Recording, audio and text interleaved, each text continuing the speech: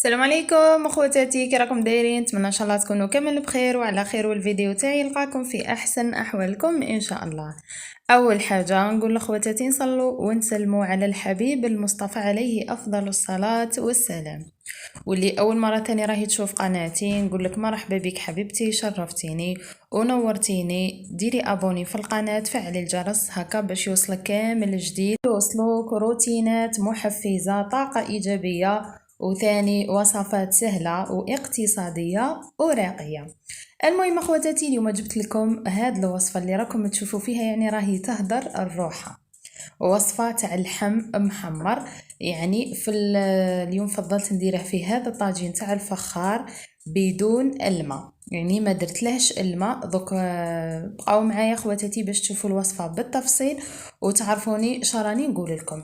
وانا ثاني بغيت نشارك معكم واحد الوصفه، يعني هذه بالخف على الخفيف، ثاني واحد المشروب هكا تاع الليمون ولا شربات ولا المهم هكا باش يمسح لنا على هذوك ليدام ويقلع عنا يعني هذيك التخمه وهذيك تاع مور العشاء ولا مور ما تاكلوا اللحم، ولا سورتو هاد الايام اللي هكا راهي مع عيد الاضحى وكامل. على بالي بلي بزاف واغلبيتكم راكم مع الوصفات نتاع اللحم.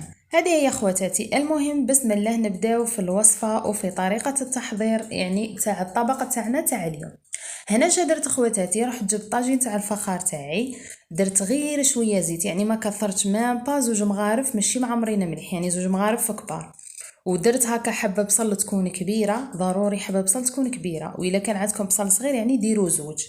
ودرت ثاني زوج فصوص كبار ولا ثلاثه تاع ثوم. البصل خواتاتي ما ترابيوه ما والو، قطعوه كيما قطعته انا هكا شرائح غير رقيقه. هو خواتاتي اللي غادي يطلق لكم هذاك الماء مع هذا يعني مع اللحم، هو اللي غادي يطيبه لكم. هذه هي خواتاتي. المهم انا هنا راني منقصه على النار كامل التالي، ومخليه هذا البصل يتقلى غير في غرضه، يعني ما يطلق هذاك الماء غايه ويتكراميليزا مليح.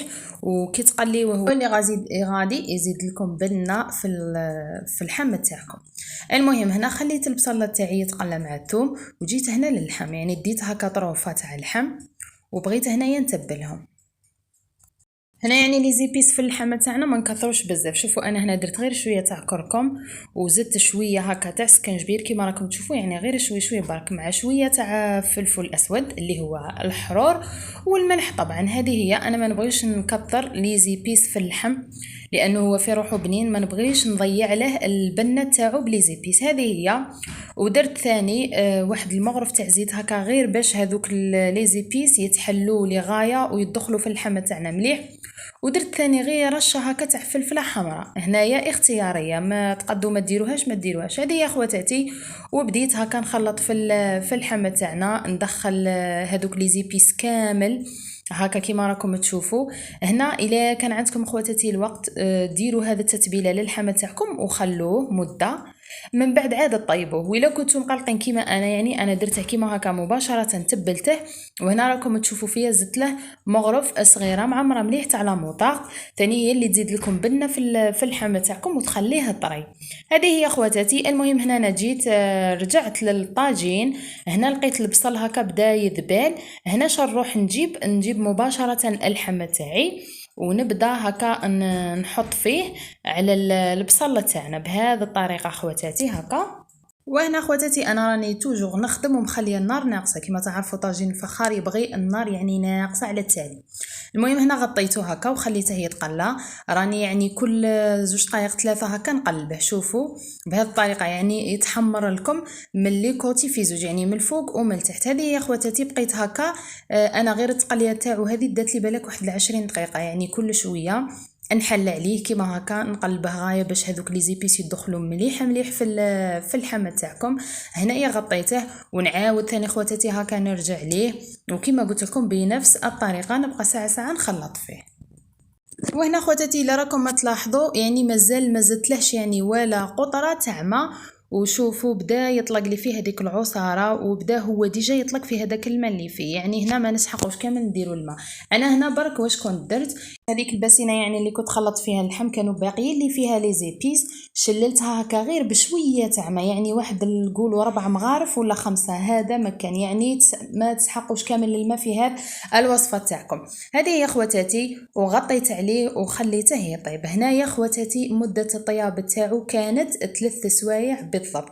شوفوا خواتاتي هذاك لاصوص ولا هذيك العصاره اللي كانت طلقه، يعني اللحم والبصل خواتاتي هنا ما تحتاجوش كامل ديروا الماء. كما قلت لكم انا ما نديرش الماء، انا كي نطيب هكا محمر سواء في الكوكوط ولا ما نديرش كامل الماء، ما نديرش ولا قطره تاع ماء برك. يعني كما قلت لكم كي قعدوا لي لي زيبيس هكا في هذيك الباسينه اللي كنت خلطت فيها، برك كنت شللتها وزدت عليها. هذا مكان خواتاتي. وشوفوا الله يبارك هذيك لاصوص اللي طلقها. هنا شادرت كي فاتت لي هكا واحد نص ساعه، رحت قلبت اللحم تاعي، يعني كل نص ساعه تقلبوه باش يطيب لكم من كامل الجوانب. هذه هي خواتاتي، وخليته يكمل طيابه. المهم خواتاتي كما قلت لكم هنا كان دالي 3 سوايع نيشان يعني. وهنا جيت جبت هكا مقله درت فيها غير واحد المغرف كبيره هكا تاع دهان، هنا يعني تاع زبده.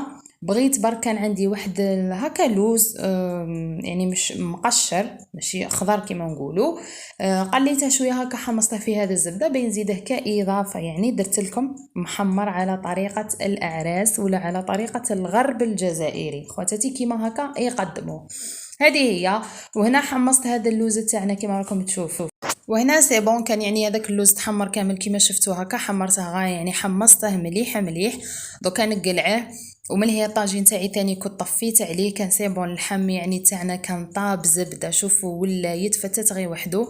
شوفوا خواتاتي كيفاه طاب، شرب هذيك لاصوص تحمر غايه وتجمر فيه هذيك لاصوص مليح مليح اللي ما كنت يعني زدت لها كامل كيما شفتوا الماء. هذه هي. وهنايا بغيت اقدمها هكا ولا زينته مع اللوز كيما شفتوا. دوك من بعد نوريه لكم يعني في النتيجه النهائيه. المهم خواتاتي وهنا جيت يعني كي نقولوا اللحم نبغوا هكا حاجه طبيعيه، سورتو هكا شاربه تخدموها في الدار ولا لا، لانه كيما سمعنا وكيما نعرفوا ليموناد ولا هذوك الكوكا وكامل ما يتماشاوش ابدا مع اللحم، قال لك راه خطر كبير على صحتنا. فانا هكا بغيت ندير حاجه يعني طبيعيه. المهم هنايا كنت درت عصير تاع الليمون، يعني كنت عصراته كاع قبل رمضان، وشاركت معكم يعني التدبيره كيف احتفظت بالعصير تاع الليمون ولا المركز تاع الليمون، ودرتها في لي غوبلي درتها في كونجيلاتور. ودوك خواتاتي يعني نخدم به. هنايا جبت زوج تاع لي غوبلي يعني خليتهم حتى ذابوا مليح، زدت لهم ثاني زوج كيسان تاع السكر ماشي معمرين مليح مليح، وزدت عليهم ليطره تاع ماء، وزدت هذا المنكه تاع الليمون فوالا، وخلطت كل شيء هكا. والماء خواتاتي ضروري يكون بارد. هذه هي. وهنايا الشربات تاعنا خواتاتي بعد ما نخدمها ضروري نخليها تبرد مليح. الشربات كل ما تبرد كل ما تزيد يعني بنتها تولي على ما شابه. هذه هي. وهنا زدت هكا واحد الرشه تاع لافاني في الاخير كما راكم تشوفوا، خلطتها غايه حتى اللي ذاب لي هذاك السكر. يعني كنت ذوبت السكر مع العصير تاع الليمون غايه، عاد زدت هذوك المكونات الباقيه اللي هي الماء وكامل. هذه هي. هنا راني نكمل في هذيك الليطره تاع الماء نزيد فيها كما قلت لكم راهي بارده. وهنا كي كملت ثاني خواتاتي يعني التحضيره تاعه كنت عاود رديته للفريجيدير برد غايه، عاد هكا باش نلقاه يعني في الحشا بارد مليح. المهم خواتاتي كما راكم تشوفوا هنا وصلنا يعني سي بون كنت كملت الطياب تاع الطاجين تاعنا كما شفتوا. هنا بغيت نوريكم يعني كيفاه جانا. شوفوا هنا ريحته راهي واحد الريحه ما شاء الله. شنو نقول لكم يعني تقول جا يعني بنت على العراس ما شاء الله. شوفوا جربوه بهذه الطريقه، وسورتو اللي عندهم طاجين تاع الفخار كيما هكا. نقول لكم اخواتاتي غير ما تراطيوش مادامكم راكم في اليامات يعني هذو تاع الحامور العيد الكبير وكامل، عبالي بلي كامل عندهم باللي ذبحوا باللي ما ذبحوش. المهم اخواتاتي جربوه بهذه الطريقه اللي مديتها لكم، ونتمنى ان شاء الله يعجبكم، ومتاكده واكيد راح يعجبكم. شوفوا هنايا هكا راني فتت لكم فيه باش تعرفوا باللي طاب يعني زبده ولا يتفتت غير وحده، وكان شرب كامل هذيك لاصوص يعني وتجمر فيها اللي شفتوا. يعني ما درتش فيها كامل الماء، برك شللت هذوك لي زيبيس كما تقدروا خواتاتي ما ديروش ولا قطره تاع يعني غير مع هذاك البصل واللحم هو في ذاته يعني يطلق لكم هذاك الماء مع البصل ويطيب لكم يعني ما شاء الله. المهم خواتاتي هنا وصلنا لنهايه الوصفه تاعنا، وصلنا لنهايه الفيديو تاعنا، وصلنا لنهايه الطبق اليوم اللي بغيت نشاركه معكم. نتمنى ان شاء الله يكون عجبكم، نتمنى ان شاء الله كنت خفيفه على قلبكم اخواتاتي. نقول لكم جربوه وما راحش تندموا عليه، واللي جربته اخواتاتي تخلي لي رايها في التعليقات. وهنا نقول لكم نتمنى ان شاء الله اللي اول مره تزور قناتي نقول لكم حبيباتي ما تبخلوش عليا بالاشتراك، ديروا ابوني وفعلوا الجرس باش يوصلكم كامل جديد ان شاء الله. ابقاو اوفياء لقناتنا وباذن الله نقدم لكم كل ما هو جميل واقتصادي. هذه هي، وهنا نقول لكم سلام، تهلاو لي في روحكم، سلامه.